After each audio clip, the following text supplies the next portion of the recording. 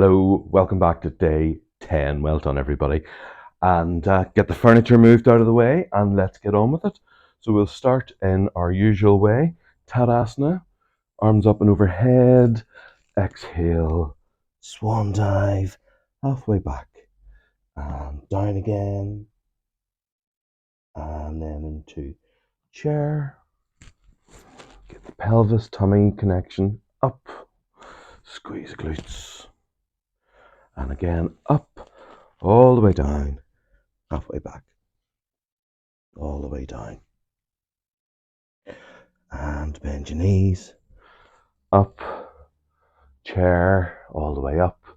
Tadasana, we'll move on to part B. Hands all the way up, and we'll do triangle all the way down, halfway back, back of the neck long, all the way down. Downward dog. And pick a leg. Triangle. And as you come up, top shoulder. Clicks for free. Clicks without pain. Not worried about. And get that rotation. And draw the tummy back as best you can. And down. Downward dog. Opposite side. And whatever way you can get there, bear in mind some days will be better than other days.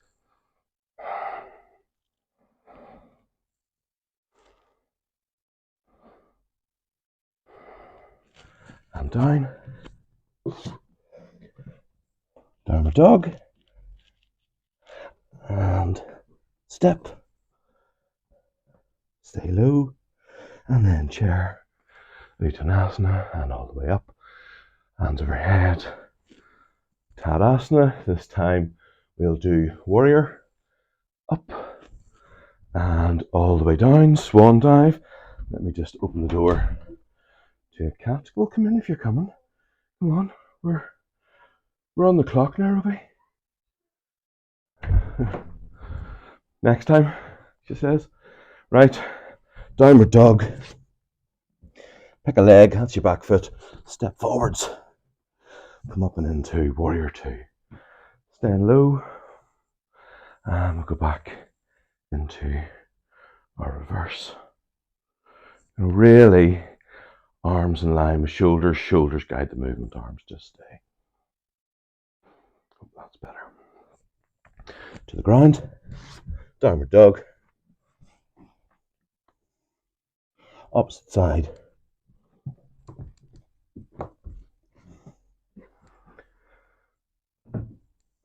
All the way up, warrior two. Get that length, that lift. And then down. Shoulders, arms. Shoulders leading the movement. I hope that's better. Feels better. Not sure now. And to the floor, downward dog. And jumper step. Uttanasana. Bend all the way up. Utkatasana chair, all the way up. Arms overhead. Tadasana. And let's step away. So want us to do, we're going to do warrior one. Virabhadrasana 1 with our back foot on a heel. Our back heel on a block. Tricky, isn't it? So, let's say, want to have just the heel up, not the arch supported. The block can be angled, the foot's turned slightly out, and it's a big step forwards. For those of us that don't know it, hips square towards the short edge of the mat and tailbone down. So we're always looking for that. Where this goes wrong for people and went wrong for me for a long time is a niggle in the lower back, okay? Now this happens as you go into this pose because this gets short and it just jams. You know, that's exactly what's going on, it's jamming. So we need to work on the tailbone down to keep any kind of bit of extra length into there. Now that works against the hip flexors on the back leg because the hip flexors want to make the pelvis line up. See that? Want to make it do that, line up with the back leg. So working back against that while keeping this leg strong. If you're doing all of that, and it's still you coming into a niggle, then you're going a bit too low for what you can currently do. Okay. And then arms up over your head. And just checking in, you know, with the key areas. Back leg strong, thigh to heel, pushing in, get that connection. Hips trying to become level to the front edge. Tailbone down, trying to find the tummy lift. The more you do that, the more this leg wants to bend. Okay. Come out, opposite side. Now. Yeah. So remember, there's a stretch there, so this has to work strongly. This has to work strongly to kind of move the weight into your heel. At the same time, this has to come forwards. And your tailbone has to come down. Has to. A series of contradictions that you're trying to keep as much of each one of them as you can in the pose. And you know that if you're bringing yourself into any element of pain, that it's too far. Up. Block off the mat. This we're going to do what we did yesterday. So 2 bricks and a wee knee softener. If that's not enough, no. Where is where's the crane or the heron? Bum, bum, bum, bum. Right. From tabletop, stepping forwards into that similar lunge. Yeah. So warrior 1, that stretch, opposite muscle group. Trying to get the tailbone down, which also amplifies that stretch.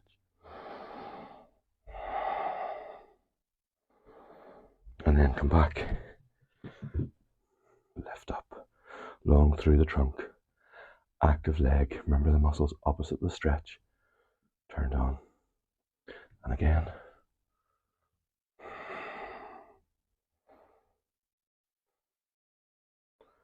Yeah, you can really feel the difference when you start activating this leg. Pressing into the top of the foot. Cross the toes. And then use the breath. And back and opposite side. Don't be proud. Don't be too proud to use the props you need. Yep. That's your ego talking, and our egos are useful, but they're not the boss.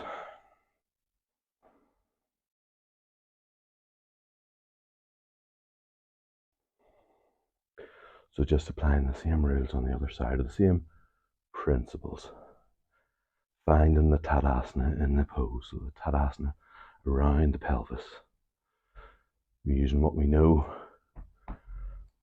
of the neurology to work one side to help the other side switch off and be more available to stretch. And then press into the top foot. Yeah, just to see what difference that makes to the stretch. Certainly makes a difference to the stability. And then back. Lift and lengthen. Front thigh working strongly. And forwards again.